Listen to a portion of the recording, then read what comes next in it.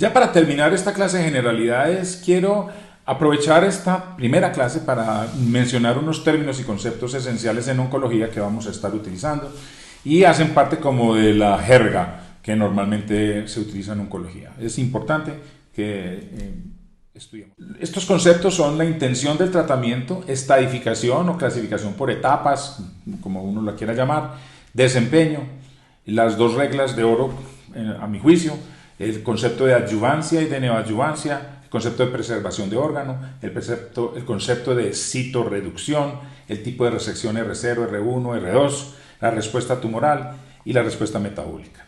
Yo no voy a ser prolijo, voy a ir directo al grano, las definiciones, de verdad vamos a ir meditando sobre estos en el transcurso del curso, pero es importante que ustedes sepan que tienen que tener claros estos conceptos para el momento en el que los vayamos a utilizar. Primero es el concepto de intención de tratamiento. En oncología, la intención es reina. Si uno tiene una enfermedad curable, básicamente debe hacer todo lo posible para curarla. Y si la enfermedad no es curable, debemos buscar el bienestar del paciente, que muchas veces es calidad de vida más que cantidad de vida. Obviamente, si logramos obtener cantidad de vida, pues maravilloso. Pero entonces, la intención de tratamiento es cuando uno piensa que es curativo, es que a largo plazo va a vivir. Cuando uno piensa que es paliativo, es que muy posiblemente no va a tener esa supervivencia a largo plazo, sino que la enfermedad eventualmente va a progresar. En ese momento, los desenlaces que nosotros buscamos no necesariamente son los mismos y el grado de agresividad de tratamiento es distinto, porque tenemos que tener en cuenta que el tratamiento sea palatable, sea aceptable para el paciente cuando la intención es paliativa. La clasificación por etapas, esencial.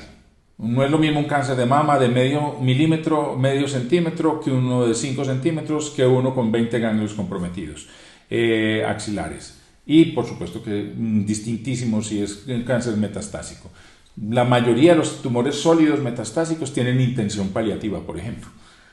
Eso es una generalización, pero es más o menos verdad. Entonces, el grado de extensión de la enfermedad y lo que uno haga para saber qué tan avanzada está la enfermedad al inicio, antes de iniciar tratamiento, es esencial. Eso se llama los exámenes de clasificación para tratar de establecer cuál es la etapa que tienen las personas, ¿cierto? Y las etapas van usualmente de etapa 0 cuando el tumor es in situ, a etapa 4 cuando es metastásico, etapa 3 es cuando es localmente avanzado el compromiso del tumor y sus ganglios regionales, y la etapa 1 y 2 son enfermedad temprana. Eso es más o menos un resumen global de la clasificación por etapas. Entonces, aquí podemos apreciar pues estas diferentes características. El desempeño. El desempeño tiene que ver como qué tan susceptible es el paciente a ser tratado. Ese es qué tan saludable está desde el punto de vista vital, que le permita a uno decir, este paciente puede o no recibir tratamiento de buena, con alta toxicidad, y que lo vaya a tolerar. Entonces, esencialmente, el desempeño lo medimos por una escala que se llama ECOG, y uno pone un desempeño que va de 0 a 5, ¿cierto? En donde 0 es asintomático y 5 es muerto, y va ubicándose asintomático. El 1 es sintomático pero ambulatorio, el 2 es sintomático pero confinado a la cama o silla menos del 50% de la vigilia. El ICOG 3 es que está más del 50% de la vigilia confinado a la silla, a la cama, pero no el 100%, y el ICOG 4 es que está confinado a la cama. Recuerden, paciente hospitalizado por su cáncer que tiene un ICOG 4. Entonces aquí están pues como las diferentes clasificaciones. El ICOG 0 es que no tiene síntomas, puede hacer sus trabajos arduos, ligeros, no permanece en la cama por su enfermedad y satisface todas sus necesidades en forma personal. El ICOG 1 ya pues algunas cosas, tiene síntomas, pero es capaz de desarrollar trabajo ligero y más o menos logra defenderse por sí mismo sin asistencia. El ICOG 2 es que se parece mucho al ICOG 1, excepto que ya pasa un tiempo importante en la cama, menos del 50% de la vigilia, ¿sí? El ICOG 3 entre el 50 pero menos del 100% de la vigilia, y ya necesita ayuda para hacer sus actividades, los aspectos de manejo de su vida, las actividades del diario vivir básicas. El ICO 4 es que es totalmente dependiente, está 100% en la cama, y el ICO 5 es que es fallecido. Es esencial en oncología caracterizar el desempeño de los pacientes antes de iniciar el tratamiento, incluso antes de iniciar cualquier nuevo nodo de tratamiento. Yo personalmente, antes de cada ciclo de quimioterapia, establezco el ICOG de esa persona. Si el ICOG es malo, detengo el tratamiento hasta que se le mejore. Esta es la definición de Wikipedia de la escala de desempeño. Yo sé, Wikipedia es mirada como con cierto desprecio. Yo personalmente pienso que es una obra maravillosa. En lo que me respecta, ya no tengo la enciclopedia británica porque tengo Wikipedia. La regla de oro en oncología, esta, por favor, métanse en la cabeza como un chip, ¿cierto? Si yo tuviera un USB y tuviera que meterle un concepto a alguien, es que en oncología hay que hacer diagnóstico histológico. Uno no puede suponer nada. Biopsia, ¿cierto? Tejido, tissue is the issue. Si no tenemos tejido, estamos enredados porque no sabemos qué estamos tratando. ¿Sí? Ya vieron que hay 220 tipos de cáncer y que aún dentro de cada tipo hay varios subtipos. Bueno, esos se establecen con histología. Entonces, regla de oro, no tejido, no hay diagnóstico oncológico. ¿Que habrá alguna excepción? Por supuesto, seguramente que hay algunas, muy poquitas. La segunda regla de oro es que si el tratamiento no tiene intención curativa, ¿cierto? Y el desempeño es ICOG 3 o 4, o sea, está más del 50% confinado a la cama o a una silla, el tratamiento oncológico con antineoplásicos, como por ejemplo quimioterapias, inmunoterapias y ese tipo de cosas, no es el manejo apropiado de esos pacientes. Esos pacientes deben ser derivados a cuidado paliativo, exclusivo. Uno puede causar considerable sufrimiento dándole tratamientos tóxicos a pacientes que no están en condiciones de recibirlo cuando la intención de tratamiento es paliativa. Si la intención de tratamiento es curativa, eso ya es otro cantar. Si yo tengo un linfoma que está en cuidado intensivo, pero uno piensa que el linfoma es curable, pues le da quimioterapia en cuidado intensivo y corre sus riesgos porque esa paciente no es de intención paliativa, esa paciente es de intención curativa. Y si es de intención curativa, debemos darle una seria consideración al tratamiento, aún en condiciones de mucha debilidad. Y digo esa paciente porque tengo una paciente en la que eso sucedió y que está viva. Entonces, siempre pienso en ella cuando estoy teniendo esta conversación. Adyuvancia se define como ese tratamiento que ocurre después de una cirugía que fue potencialmente curativa. Entonces, por ejemplo, le sacan los ganglios y la mama a la persona, los ganglios axilares y la mama a una persona con cáncer de mama. El cirujano dice no deje nada de tumor y de todas maneras le damos tratamiento. Ese tratamiento que sigue después a ese procedimiento que fue con intención curativa se llama tratamiento adyuvante y se da porque ayuda a mejorar la supervivencia. Así no haya evidencia de enfermedad tumoral visible en ese momento. Entonces, ese es el concepto de adyuvancia. Llamamos neoadyuvancia. El neoadyuvancia es cuando ese tratamiento sistémico lo hacemos antes de una cirugía potencialmente curativa.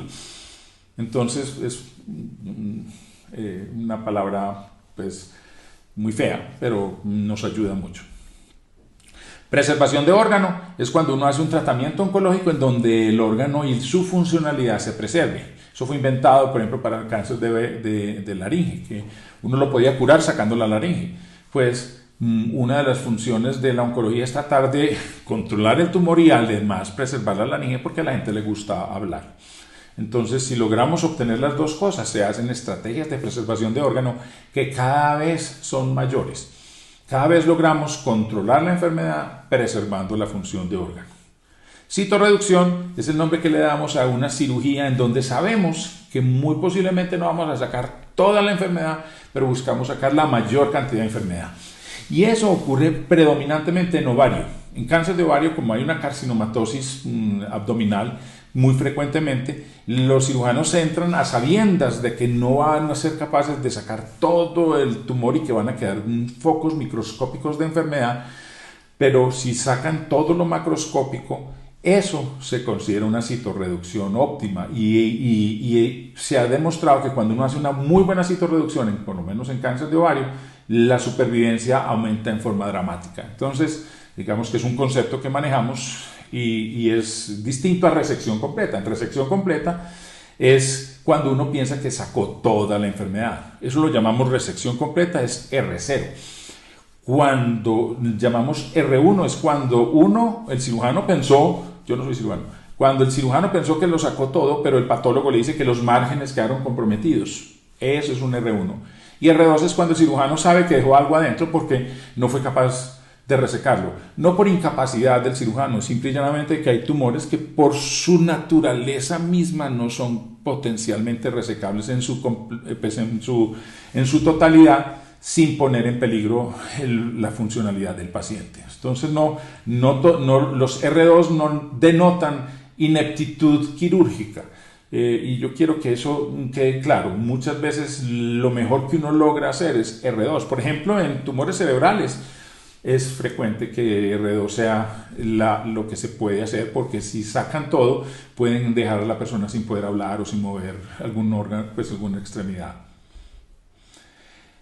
Los criterios de respuesta antineoplásica, no voy a entrar como en mucho detalle, pero sí es importante saber que cuando uno hace un tratamiento para un cáncer que está en el cuerpo de la persona, uno hace imágenes y puede tener varios tipos de respuesta. Primera respuesta es que desaparezca completo, que se llama CR o respuesta completa.